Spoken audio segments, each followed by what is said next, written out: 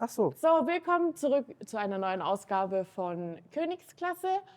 Heute zu Gast zwei Clowns. Es geht heute aber darum, wer sich hinter dieser Clownsnase verbirgt. Erzählt mir doch mal, wer ihr seid und stellt euch vor. Alter vor Schönheit. Genau.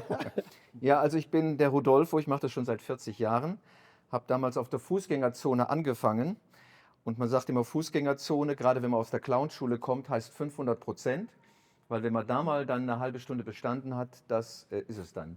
Und das Interessante ist, es gibt hier so viele, wenn es auch um Ausbildung geht, so viele Clownschulen hier in der Umgebung, aber kaum Nachwuchs. Und diesen jungen Mann, er ist mir vor 3/4 Jahr begegnet.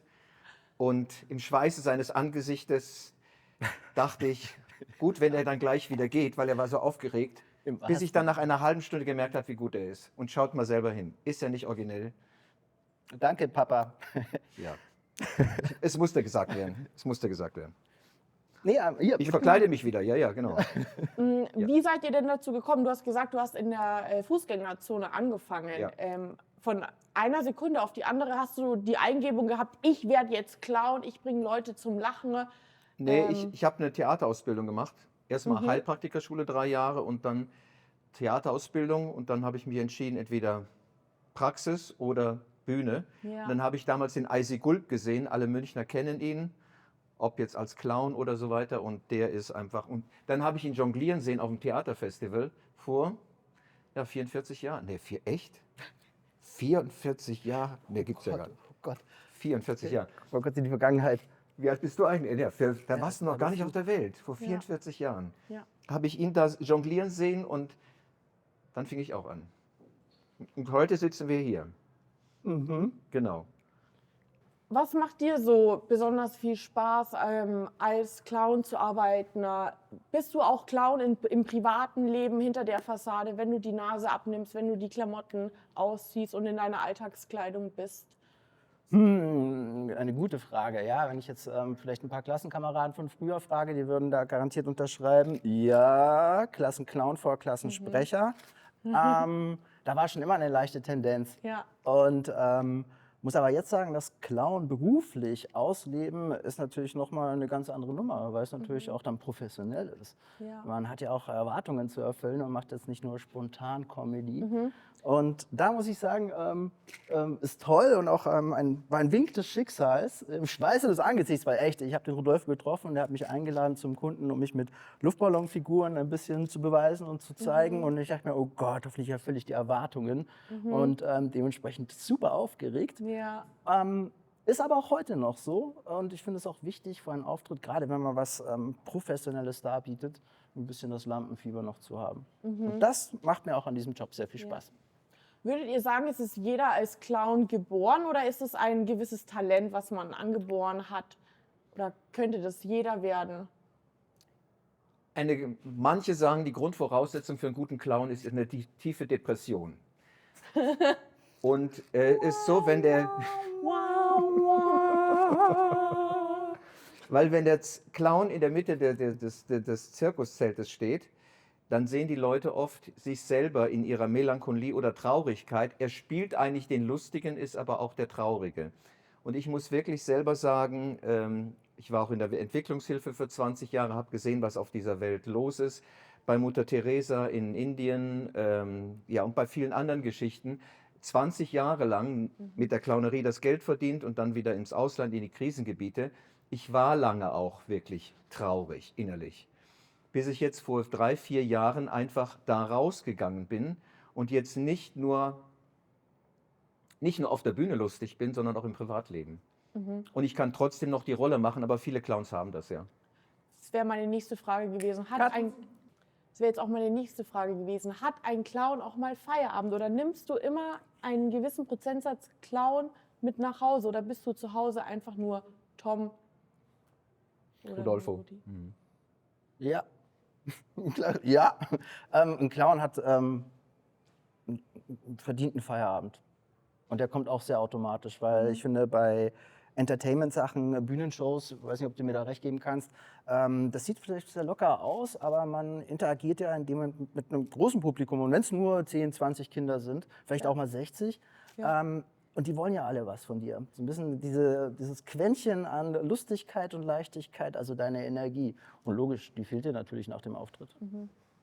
Aber ich persönlich muss auch sagen, bevor ich wusste, dass du Clown bist und wir uns Backstage getroffen hatten, ihr habt schon so eine gewisse lustige und humorvolle Aura, dass das wirklich teilweise schon auch echt angeboren ist oder ihr das allgemein auch in eurer Privatkleidung und im Alltag schon umsetzt und einen wirklich sehr ausgeprägten Humor habt. Und Kann ich gar nicht nachvollziehen. Diesen Eindruck. Ja.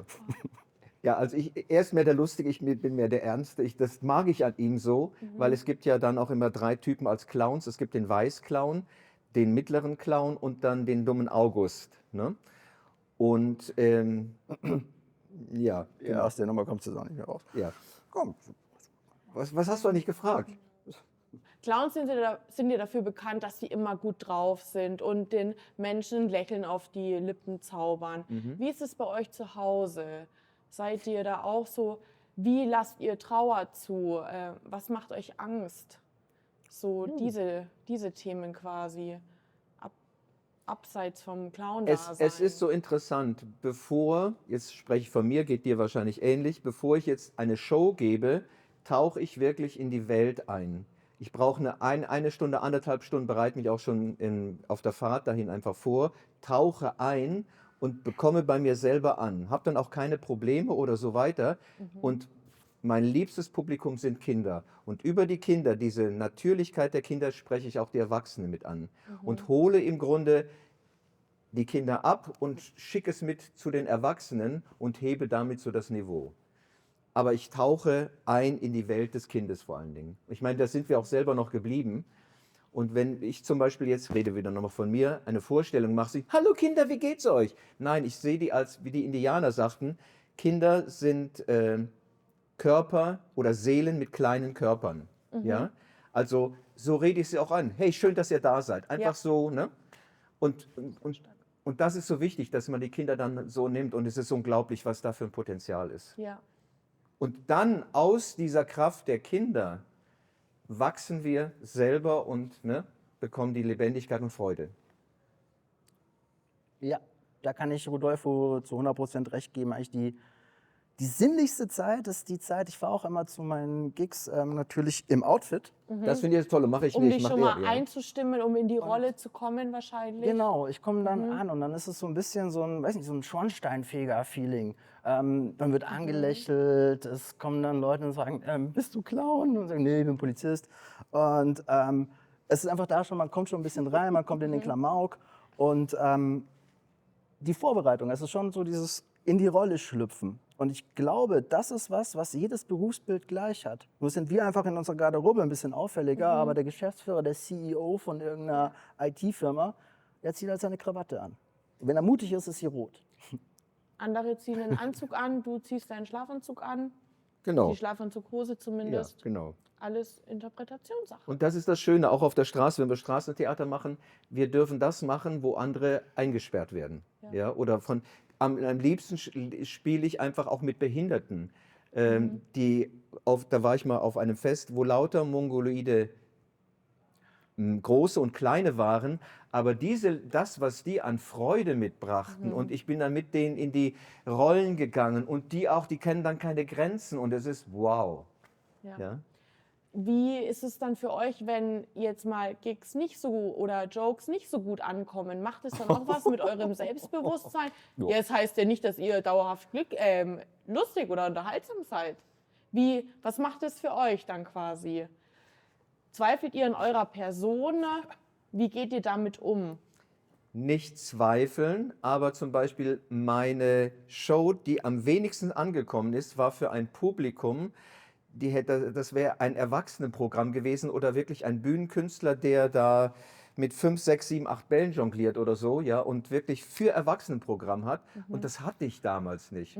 Und in der Nacht wurde mein Sohn geboren Und das war das so, von diesem Extrem der total versemmelten Show. Ich wollte schon gar nicht mehr auf die Bühne und musste wieder raus. Also das habe ich sonst noch nie erlebt. Dann am nächsten Tag die Erfahrung meines ersten Sohnes, der dann zur Welt kam.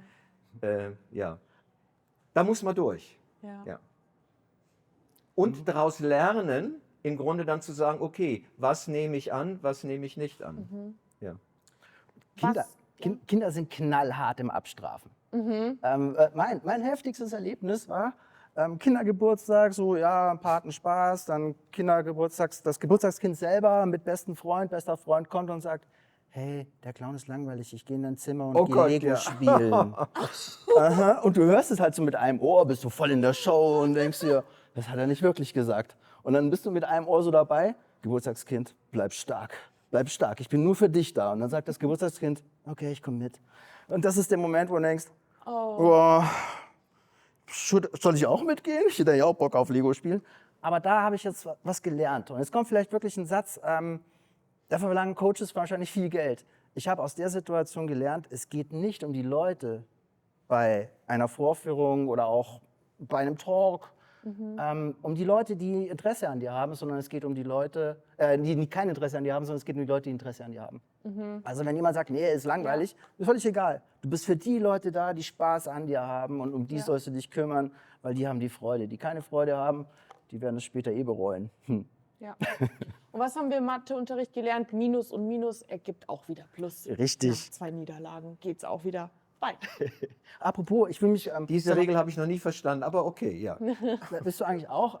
Ja, ich mache auch. Ja. Sonst ist es vielleicht so... Und das Schöne ist, Schnappi. finde ich, das ist Schnappi. ne? Das sind Tiere aus meinem Bestand und das Tolle ist, wie er diesen Tieren Leben einhaucht. Das finde ich so, das gefällt mir einfach so toll. Und das ist auch wirklich real so, wenn Genau, Clowns das sich gefällt treffen, mir. dann gibt Da man hätte so ich ein keinen kleines Zugang zu Geschenk so einem Krokodil. Das gefällt mir an dir. Ich glaube, das ist auch der Grund, Da wie er mit dem Schwanz wackelt, warum ne? dieses Krokodil sich gerade enorm freut, dass es zu mir darf. Hat es denn eigentlich einen Namen? Wahrscheinlich nicht, oder? Ich wollte jetzt. Ja. Nee, genau. Nachdem man ja auch Clowns immer mit dem Spaß des Lebens verbindet, wollen wir zum Ernst des Lebens zurückkehren. Wenn ihr mal kein Clown seid. Ich bin voll bei dir. Was sind wir dann? Dann seid ihr, ich denke mal, auch ganz normale Menschen, die mit den ganz normalen Thematiken im Leben zu kämpfen haben. Was beschäftigt euch im Leben? Was macht euch traurig? Ihr arbeitet wahrscheinlich sehr viel auch mit Krankenhauskindern zum Beispiel zusammen, die eher negative Ereignisse in ihrem Leben haben. Wie geht ihr damit um oder wie geht ihr mit persönlichen Niederlagen um als Clown? Also ich muss sagen, ich tanke jedes Mal aus den Shows, die wir haben. Und ja, einfach immer wieder mit den Kindern in diese Welt zu tauchen, auch selber wieder Kind zu sein. Und Erich Kästner sagte ja schon, nur der ist ein wirklicher Erwachsener, der das Kind in sich noch lebendig hält. Und viele Erwachsene haben das halt verloren. Und wir dürfen halt ständig uns mit den Kindern auf eine Ebene begegnen und dann in diese Freude gehen. Ja. Tom, mich würde jetzt mal interessieren, wer bist du eigentlich privat hinter deiner Maske als Clown? Ohne die Nase, ohne die bunten Klamotten, ohne dein ganzes Equipment hier. Nee, dafür habe ich jetzt auch schon zu viel geschwitzt. Aber das ist eine tiefe Frage. Ich bin, glaube ich, auch als Clown der Tom. Und natürlich hat der Tom in einer Rolle weniger Alltagsprobleme als der Tom natürlich im Privaten, in seinem Dunstkreis, wo er sich dann vielleicht auch von der Buchhaltung bis über Haushalt so einfach sich kümmert. Und das ist eine grundsätzliche Herausforderung, glaube ich, für jeden, egal ob er jetzt in der Clownsgarderobe ist oder nicht. Aber der private Tom ist, glaube ich, ein bisschen ruhiger und zurückhaltender als jetzt endlich der Tom auf der Bühne. Wer ist der Rudi? Genau. Ich bin eigentlich der nachdenkliche Typ und das Schöne war, ja genau, ich bin eigentlich mehr der Philosoph und nachdenkliche Typ und der am liebsten einfach irgendwo in einer Höhle sitzen würde und den ganzen Tag nachdenken. Und Und wenn es nicht die Kinder gäbe und auch dieses Teilen mit den Kindern, dann würde ich es nicht machen. Und es gibt so ein schönes Beispiel, Leute, die sonst stottern im Alltag, wenn sie dann auf der Bühne sind, was vortragen, sind sie nicht mehr Stotterer. Ja. Sie tauchen in eine andere Person ein. Und das ist so ein interessantes Element, was wir immer machen dürfen. Eintauchen in eine andere Sphäre. Was sind für euch die 3 Top-Werte, die ihr uns jungen Menschen mitgeben würdet? Ins Leben einsteigen, nicht sich vom Staat versorgen lassen. Was ich in früheren Zeiten gerne gemacht hätte, eigentlich einen Kellnerjob anzunehmen, Jobs tun in der Praxis. Aber ich wollte studieren. Aber das Entscheidende, ins Leben einzusteigen und vor allen Dingen auch vor der Ausbildung zu reisen, bevor die Familie, weg, raus aus dem normalen Umfeld. Also das hätte ich ganz gerne wirklich gemacht. Verantwortung zu übernehmen, mein eigenes Geld zu verdienen. Ich habe zum Beispiel einen Autounfall gebaut und meine Mutter hat das gezahlt. Das Richtige wäre gewesen, sagt, Junge, komm, geh arbeiten und zahl den Schaden. Ja. So habe ich viel zu spät gelernt, Verantwortung zu übernehmen. Also das ist es wirklich, mit beiden Füßen auf den Boden zu kommen. Und vor allen Dingen mit unserer Ausbildung sind wir viel zu kopflastig. Die Südamerikaner, die sind mehr hier in den Beinen, in den Hüften und so weiter. Das ist wichtig. Das Lockere. Genau. Ja. Ja, die gleiche Antwort. Also geht in die Richtung, ja, wenn ich so zurückblicke, weil ich habe jetzt die 47 auf dem Deckel stehen und es ist schon dieses Just Do It. So, da fällt mir eigentlich gerade der Song ein, I did it my way. Wenn du das dann mal über deinen Grabstein singen kannst, dann hast du es geschafft. Ja. Einfach dein Ding machen und vielleicht eben nicht, so wie es ja jetzt eine Zeit lang war, raus aus deinem Hamsterrad, sondern erstmal gucken, was ist denn eigentlich das Hamsterrad oder das Gehege, was mir am besten gefällt. Was wolltet ihr denn werden, als ihr klein wart? Boah, ja klar, wahrscheinlich hat es im Kindergarten angefangen mit Polizist, Feuerwehrmann, aber irgendwie, was ich schon immer gern gemacht habe, ist Schauspiel. Und ich wollte auch ein Schauspieler werden. War da mal in Regensburg so ein Dreivierteljahr ein bisschen reingeschnuppert, aber es hat sich in den Jobs nicht ergeben. Aber das war eigentlich schon immer so das, die habe ich bewundert, die fand ich cool. Schauspieler. War dran. Ja. Aber auch knapp daneben. Ja, weil du auch in eine gewisse Rolle schlüpfst. Sehr spannend. Und bei dir, Rudi? Ja, genau. Also ich weiß auch noch, Bühnenaufführungen in der Schule. Leider habe ich keinen guten Unterricht gehabt, keinen Schauspielunterricht. Aber weiß auch noch, ein Bild von mir, wo ich als Clown mich verkleidet hatte, aber auch Schauspiel, eigentlich auf die Bühne zu gehen. Und dann war ich halt auch der Klassenclown. Ja. Aufgrund der Tatsache, dass du ja schon der Klassenclown warst, wolltest du daraufhin auch dann Clown beruflich werden? Nein. Schön, wie du lachst. Ja, im Grunde ist es aus einer Unsicherheit. Der Klassenclown sind die meisten ja eigentlich, sie kommen in der Klasse, irgendwo haben sie einen Außenseiterposten. Ich meine, das Verrückte auf meiner Seite ist, auf der anderen Seite war ich Klassensprecher und dann auch Schulsprecher. Also ich war nicht so ich weiß nicht warum, sobald ich in der Schule dann nachher erfolgreich wurde, war ich nicht mehr der Klassenclown. Interessant. Ich habe bei dir ein bisschen das Gefühl, dass du dich ein wenig unsicher fühlst ohne diese Kleidung, wenn wir mal diese Clowns-Accessoires abnehmen.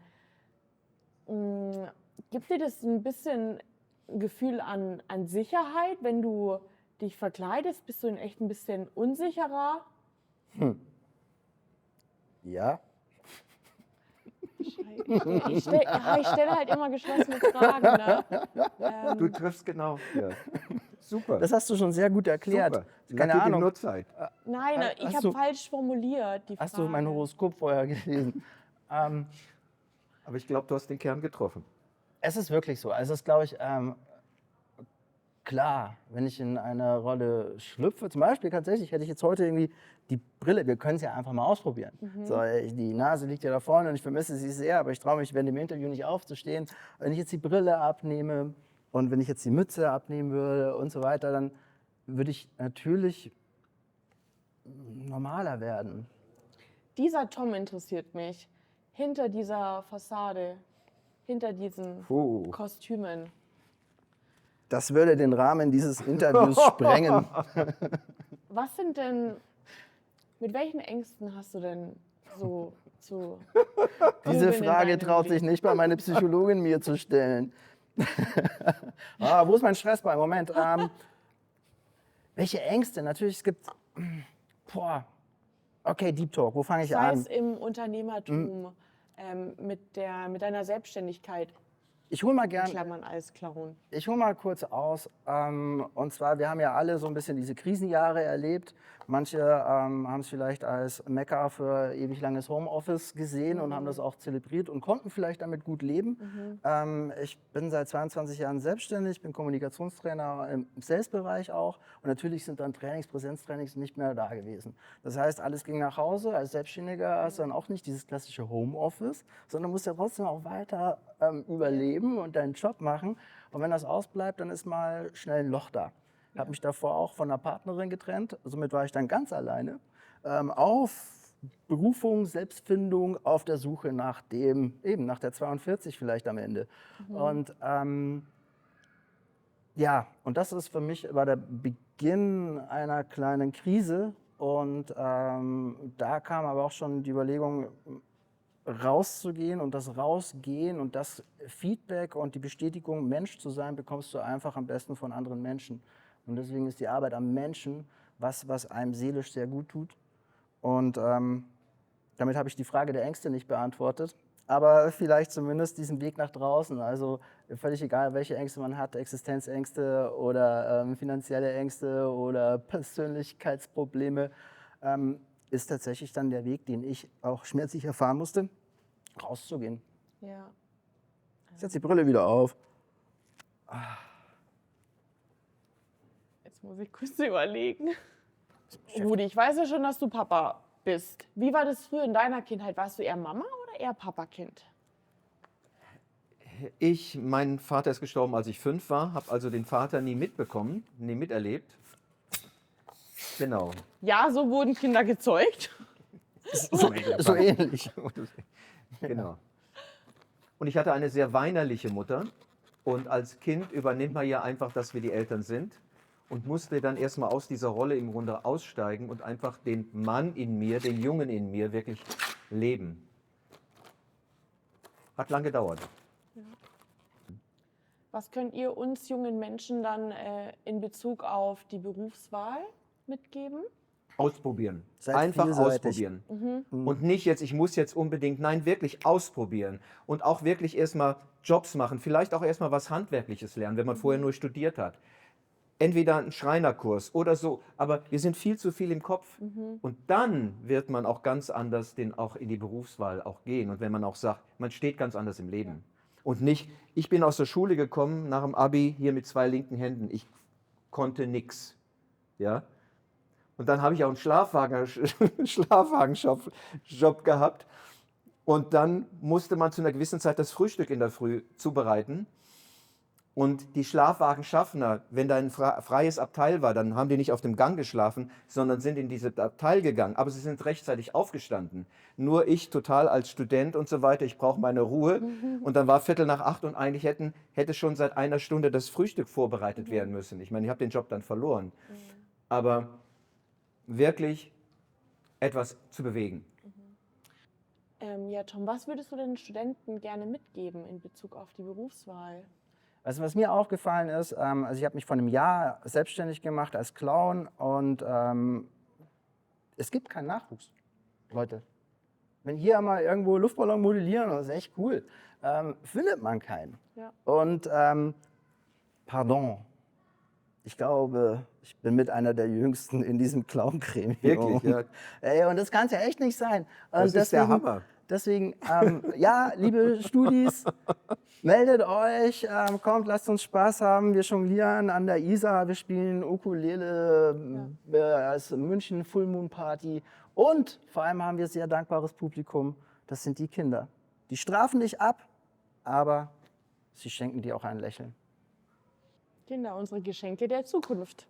Damit vielen Dank für das Interview Gerne. hier bei Königsklasse. Schön, dass ihr da wart. Es Danke. war uns ein Vergnügen.